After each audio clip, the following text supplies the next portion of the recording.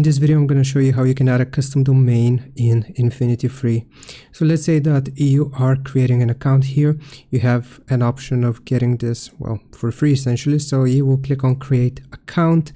Now it's going to verify that we are human, and here it is going to show you the domain extension. So here, basically, not to be confused with domain expansion. So here you can choose whichever domain you want and type your name. I'm just going to do that. Then you will have to check for availability and provide email consent, and then you will click on create account. Okay, so this is gonna begin setting it up. So here we're just gonna wait for this, and once it has been set up, then you can go ahead. I'm just gonna wait for this to happen. Okay, so you can go into your domains and then you will click on manage domain.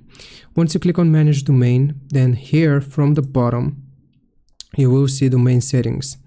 If you delete this current domain, then it is going to give you the option of adding a custom one. If you click on add domain, then you will see domain you own completely, for example. Then you will click on add custom domain, and here you can begin adding your custom domain. So you will just type your name and then verify domain, and it's going to ask you for the DNS records. So I'm just going to do that with Hostinger. Okay, so I've added my website here, verify domain. You must verify your domain. So here we have to add 2 name servers. So here we're just gonna go and click on manage. This is gonna vary depending on your domain provider, but basically at the top you will see name servers, change name servers, and you will need to type this. So the current name server is going to be this. You will need to change it to this one, and also the second one to this one.